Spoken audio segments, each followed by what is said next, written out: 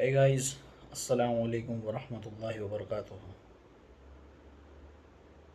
दूसरा दिन है मेरा 100 डेज़ का जो चैलेंज हमने लिया था कि 100 डेज़ तक हम 5 वक्त की नमाज़ पढ़ेंगे।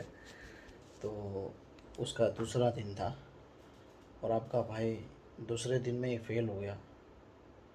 फजर की नमाज़ आज मेरी छूट गई। छूटने के पीछे किस्सा इस तरीके का है कि अलार्म बज रही है, रात को दुआ करके आप लोगों से बात करके भी मैं सोया था कि हम दुआ करना कि फजर में उठ जाऊँ मैं। उठा भी मैं, 5:30 बजे की अलार्म रखी थी मैंने और उठ भी गया था मैं। इवन स्नूज़ 2 3 4 बार मैंने स्नूज़ भी करा कि अलार्म, फिर अचानक मेरी आँख खुलती है और देखता हूँ मैं तो 7:09। मुझे इतना लिटरली गुस्सा है ना अपने आप पर कि क्या बताऊँ कि मैं, ऐसा लगा 1 2 मैंने मुक्के तो मेरे बेड को मार ही दिए मैंने कि यार अच्छा, ये दूसरा दिन है और उसके अंदर ही मैं इसी गलती कर बैठा। ऐसा नहीं है कि मैंने चैलेंज लिया था और वो चीज़ें, लेकिन ये चैलेंज इस तरीके के लिए है कि ताकि मैं अपने आप को बदल सकूं। ठीक है, इबादत सिर्फ अल्लाह के लिए है, लेकिन अपने आप को बदलने के लिए जब तक इंसान को कुछ मोटिवेशन नहीं मिलता तब तक वो चेंज ही नहीं होता।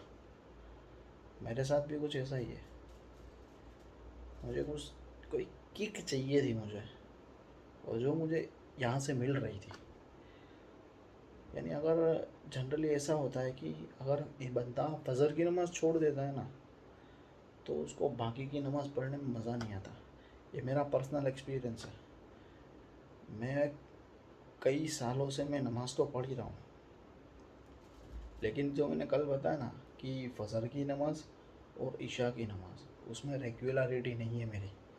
उसके अंदर जो कंट्रोल मेरा है ना, उसमें मेरा नहीं हो पाता मुझसे। यानी अगर मैं फिर धीरे धीरे ऐसा हो गया, पहले मैं 3 वक्त की पढ़ता था, ज़ोहर असर मगरिब, तो चल जाता था, मैं चला लेता था। जनरली चलता नहीं है, 5 वक्त की पढ़नी चाहिए। लेकिन फिर धीरे धीरे मैंने फजर की भी चालू करी थी, ठीक है, और ईशा की भी चालू करी। दैन आफ्टर ऐसा ऐसा मेरे दिमाग के अंदर बैठ गया ना कि जिस दिन फजर की नमाज़ नहीं पढ़ी ना, तो वो दिन भी गुनाह वाला गुजरता था और पूरा दिन यूँ एकदम फ्रस्ट्रेटेड रहता था मैं कि यार छूट गई, अभी क्या फ़ायदा, अभी छोड़ो सब कुछ, चला चला गया, अभी अभी कुछ नहीं है, अभी कुछ बाकी नहीं है। ऐसा मेरे दिमाग में मेरे को लगता था।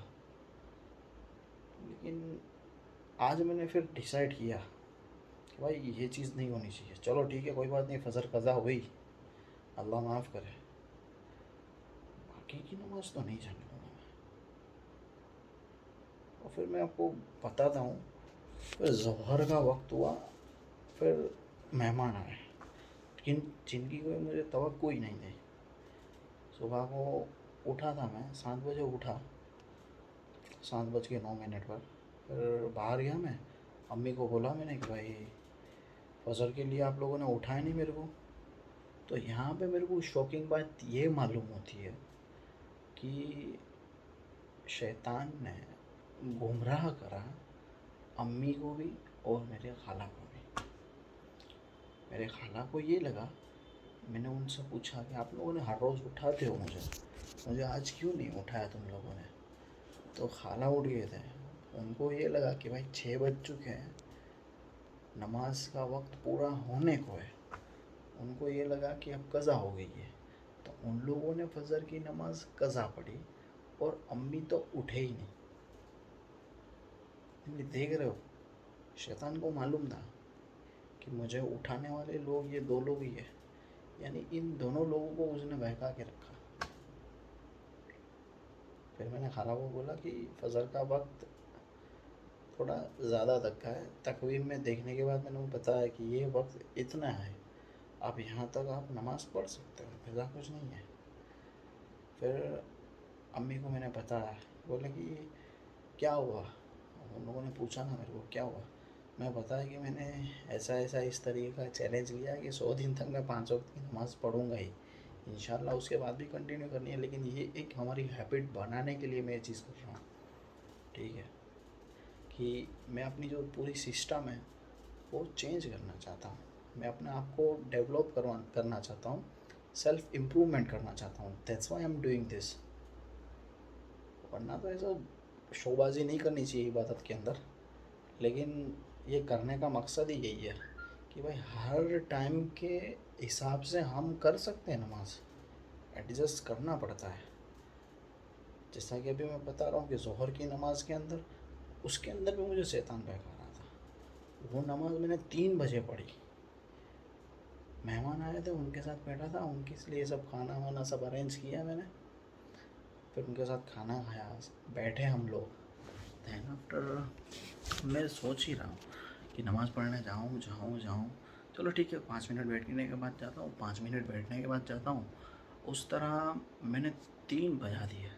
फिर मेरे को हुआ कि अब बॉस अब तो पढ़नी पड़ेगी यार, अब ख़त्म, अब मेरे पास टाइम है, एटलीस्ट मैं फ़र्ज़ नमाज तो अदा कर दूँ। मेरे को लगा एटलीस्ट मैं फ़र्ज़ तो अदा कर दूँ। ठीक है, जो चीज़ करनी है वो तो कर लूँ मैं। फिर मेरे को लगा कि बस 5 मिनट है, चलो अगर मैं फ़र्ज़ भी अदा करता हूँ तो सिर्फ 5 मिनट लगते हैं, ज़्यादा से ज़्यादा 7 मिनट। वो तो इंसान कोई भी बहाना निकाल ही सकता है ना। फिर मैंने तब ज़ोहर की नमाज़ अदा करी। दैन आफ्टर मैं रूम में आया। संडे का दिन था, मेरे को लगा कि थोड़ा बहुत काम करूँगा। फिर स्क्रॉलिंग करना बैठ गया, यूट्यूब शॉर्ट्स। बज गए मेरे उसके अंदर 4 साढ़े 4 बज गए। फिर मेरी आँख दर्द करने लगी, तो मैं बोला चलो थोड़ी देर सोता हूँ। असर का वक्त हो गया, बज गए 6 सवा 6 साढ़े 6। आँख खुली मेरी, बोला अल्लाह, एकदम सो भी गया। और एकदम ये सोने के बाद यूँ एकदम आँख खुली। और साइंटिफिक मूवीज़ के अंदर ऐसा हो जाता है ना, आँख बंद करी खोली तो सोचा कि यार ये तो 1960 में आ गया मैं, 2000 से था। ऐसी हालत है, मुझे लगा अभी तो आँख बंद करी थी मैंने, इतना सो गया मैं। फिर खोल के देखा, चलो अभी भी नमाज का वक्त है असर की। असर की नमाज़ पढ़ी मैंने। फिर असर की नमाज़ पढ़ी।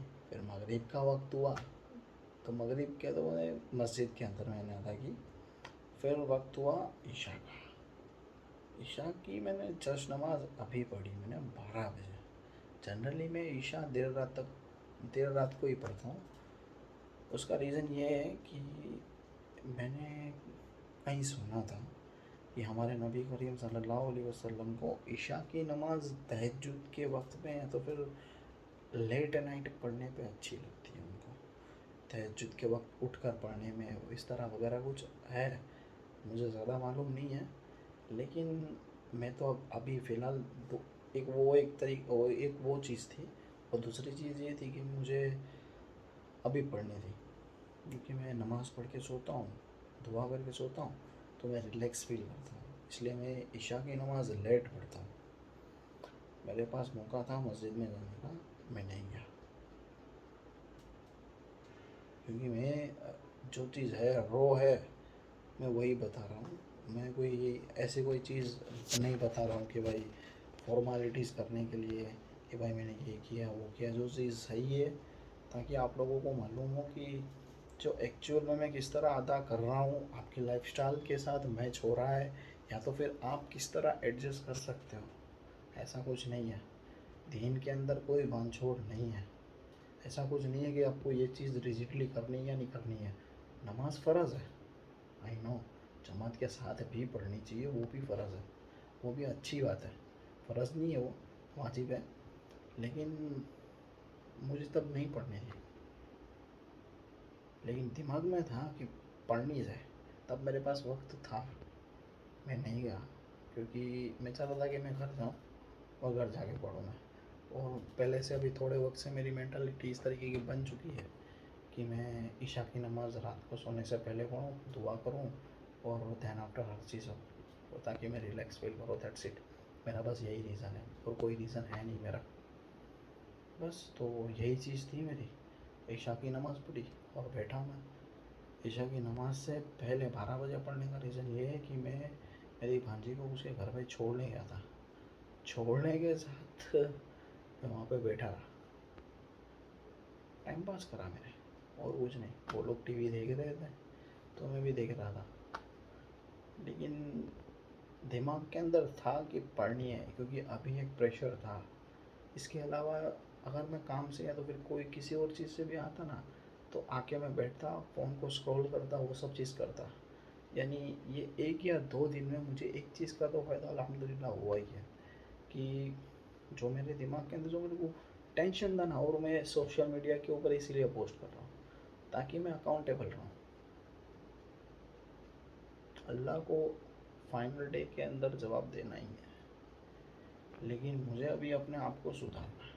चाहे लोगों को कुछ भी समझ में आए या ना आए, मुझे उससे कोई मतलब नहीं है। और मैं अपना ये वीडियो भी किसी को शेयर नहीं कर रहा हूँ कि तुम लोग देखो ना देखो, आई डोंट केयर कोई देखता है या नहीं देखता, मुझे उससे कोई मतलब नहीं है। लेकिन मुझे इसी चीज़ से मतलब है कि मैं सुधरना चाहूँ।